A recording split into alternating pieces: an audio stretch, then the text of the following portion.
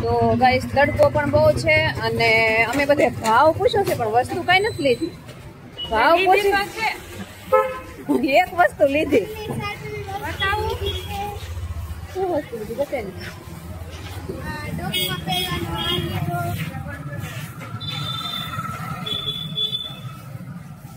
Ornaments લીધા છે નવરાત્રી માટે. બસ એક જ વસ્તુ જ લીધી હો. આખી બજારમાં માર્કેટમાં ભાવ પૂછ્યો.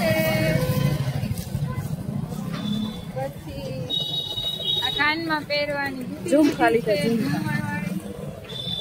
સરસ સરસ મૂકી દેવા, તડકો લાગે. બહુ બધી ખરીદી. તમે આવો ત્યારે ખરીદી કરજો જરૂરથી. ચોલી મસ્ત મળે છે અહીંયા નવરાત્રી માટે.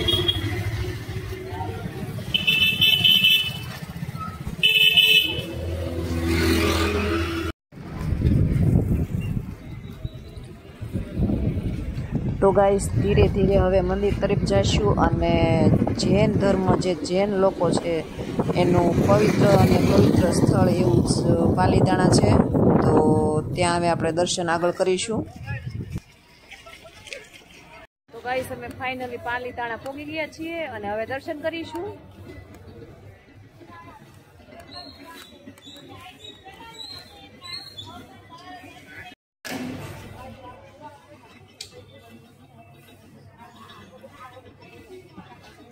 તો આ મંદિર જવા માટેનો મેઇન ગેટ છે, ત્યાં પહોંચી ગયા છીએ અમે.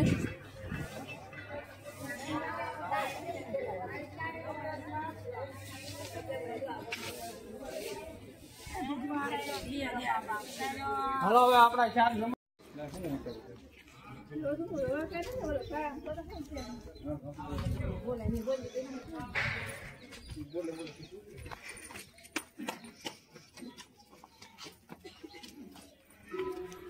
તો ધીમે ધીમે મંદિર તરફ જઈશું અને ડુંગરો પણ ચડવો છે. હવે જોઈએ આગળ કેટલે સુધી ચલાય એમ.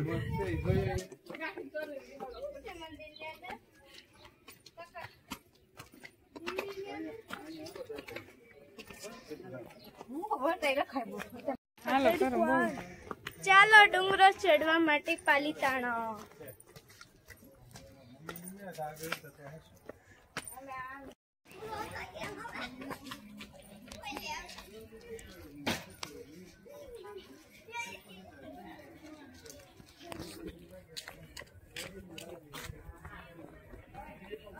જે કહેવાય છે ત્યાં પહોંચી ગયા છીએ.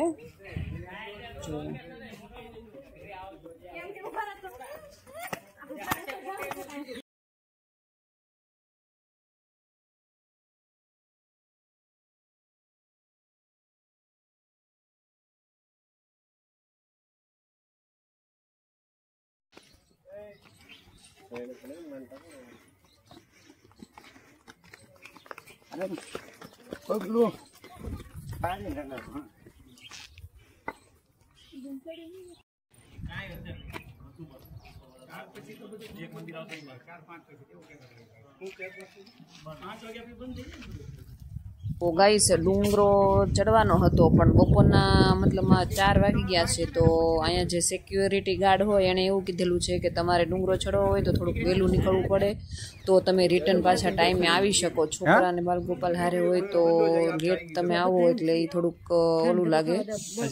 એટલે અમે ડુંગરો આગળ નહીં જઈ શકીએ ચડવા માટે.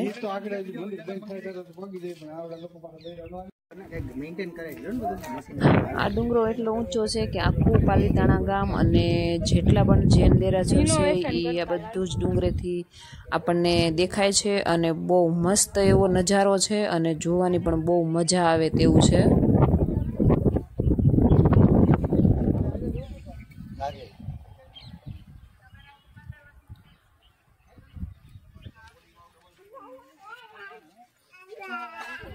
અમારે લોકોને ડુંગરો ચડવામાં મોડું થયું છે. અમને બધા માણસો જે પબ્લિક છે એ બધા દર્શન કરી અને અમને એ લોકો સામા મળે છે પણ હવે અમે આગળ નહીં જઈ શકીએ.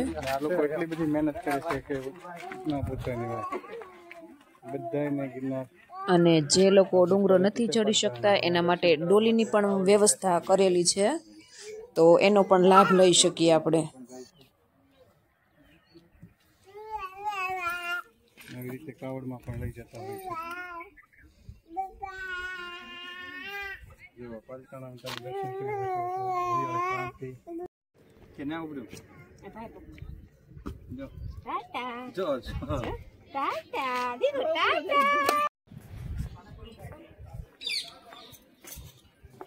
તો નીચે જે 108 મઠ આવેલા છે ત્યાં આપણે દર્શન કરીશું.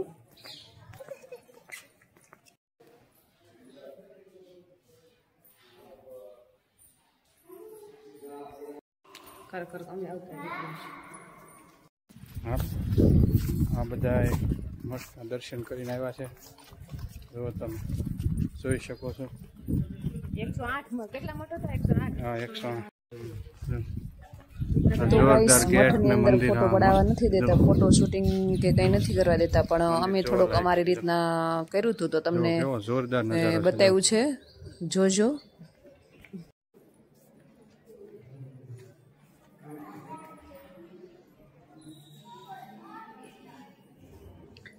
આ જૈન લોકોનું મંદિર બહુ ભવ્ય અને વિશાળ મંદિરો છે.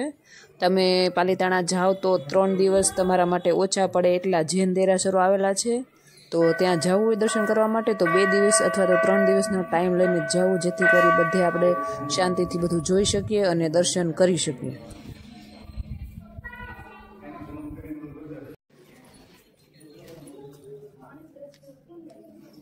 હાલે રાખો ખબર.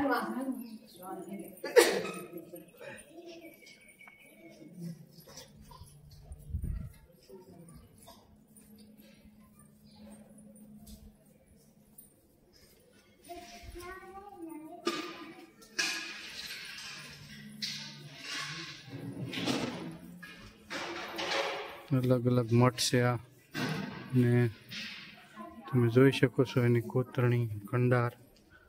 જો તમે ભવ્ય મંદિર છે જે પાલિતાણામાં જૈન દેરાસર આવેલા છે. એમાંયલા તમે બધાના દર્શન કરી શકો છો. જો અને આ એક ફરવા આવવા જેવું સ્થળ છે. ને અલગ અલગ જે મૂર્તિઓ છે કલાત્મક, જે બૌદ્ધ ધર્મ, જૈન ધર્મની મોટામાં મોટી જે કોઈ ઓલું હોય તો એ આ પાલિતાણા. જુઓ તમે, આ લોકો વિસામો લેવા માટે બેઠા છે. જુઓ, હાલો વિસામો થઈ ગયો તમારો. જોઈ શકો છો તમે. જો જોરદાર જે કંઈ અહીંનું ઓલું છે તે જુઓ છો. જુઓ જોઈ શકો છો. જો પાલિતાણામાં જૈન દેરાસર છે, તેમના જે વધારે કોઈ જગ્યાએ હોય તો આ જૈન મંદિરના જૈન દેરાસર પાલિતાણામાં આવેલું છે, તે પણ તમે જોઈ શકો છો.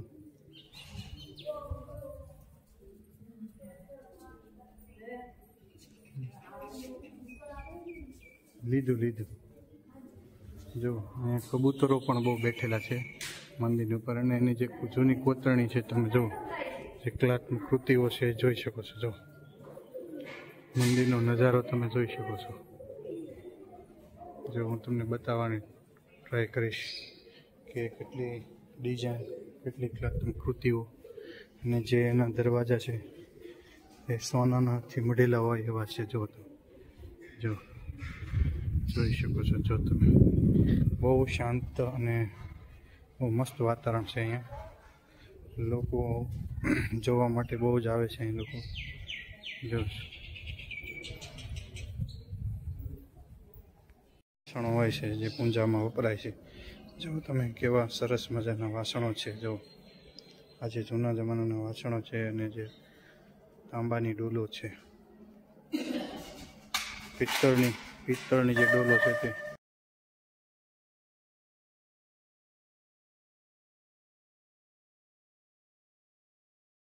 હા. તો આ હવે આપણે ઉપસાધનાના દર્શન કરીશું. અહીંયા લોકો સાધના કરવા માટે આવતા હોય છે, જે 47 દિવસ માટેનું તપ હોય છે, અને 7 વર્ષના ઉપરના બાળકોથી લઈ અને મોટી ઉંમર સુધીના તમામ આ તપ કરી શકે છે. અને એના નિયમો પણ બહુ જ અઘરા હોય છે, જે બધા લોકોથી પાલન થતું નથી એવું કહેવામાં આવે છે. તો ત્યાં અમે દર્શન કરવા માટે આવ્યા છે અને એ લોકોની મુલાકાત પણ લીધી.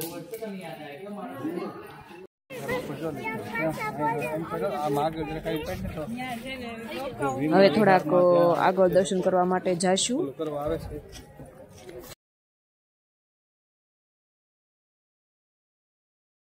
આપી દે આમાં બતાય નંદ કરે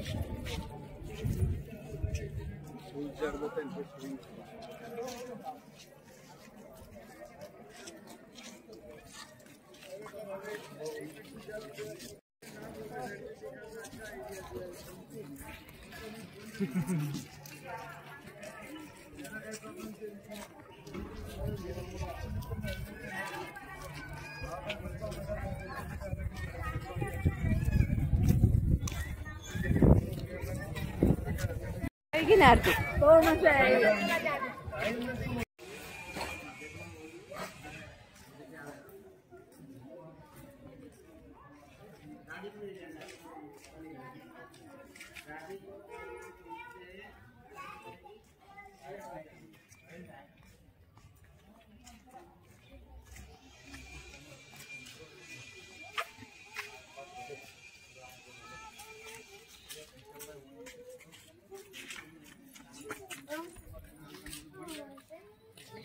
તો અહીંયા પેલા જે જૈન લોકો થઈ ગયા હોય તેનો જૂનો અને સરસ મજાનો ઇતિહાસ રચેલો છે.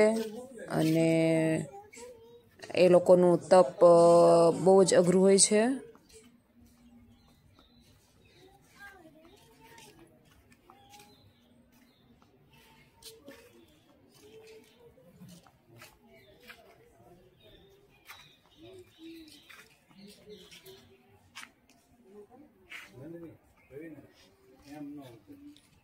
તો આ તો આરતી ને બધું બતાવું જ છે.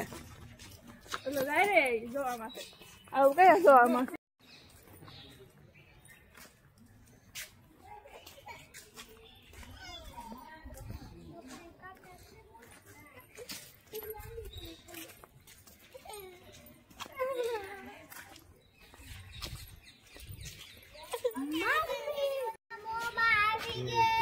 ખરી યાર બોલ તો બોલ.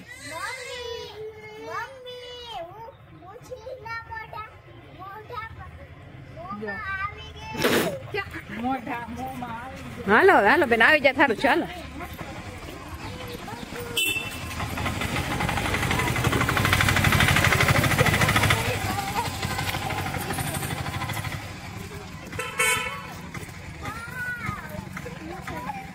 વાવ કેટલું મસ્ત છે. બૌદ્ધ ભગવાન નું છે ને. ઓલા માટે છે ને એ બતાવવાની જરૂર છે પણ અહીંથી બતાવે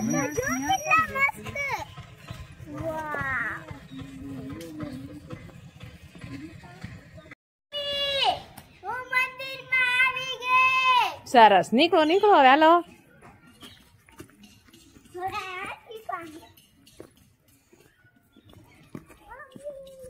મમ્મી સરસ મજાનો હાથી છે કેતો.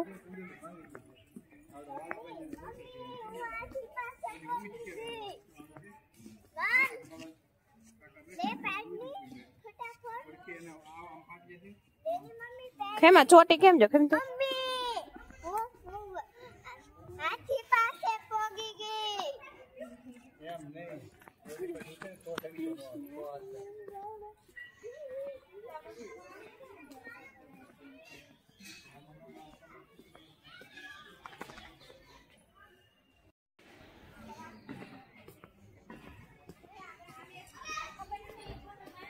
તો અહીંયા બાળકોને પણ ખૂબ મજા આવે તેવું છે. અને તમે લોકો આવો તો બાળકોને સાથે લઈને જ આવજો જેથી કરી બાળકો પણ એન્જોય કરે અને નવું નવું તે લોકોને શીખવા મળે. આ જો ગાઈસ પેલાનું બળદગાડું છે અને એમાં પાણી હતું ત્યારે બહુ મસ્ત પણ પાણી સુકાઈ ગયું છે અત્યારમાં.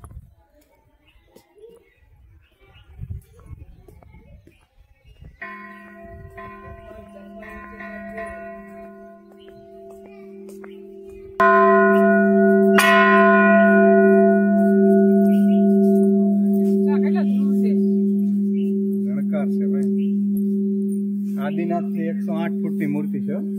આમાં ખબર ને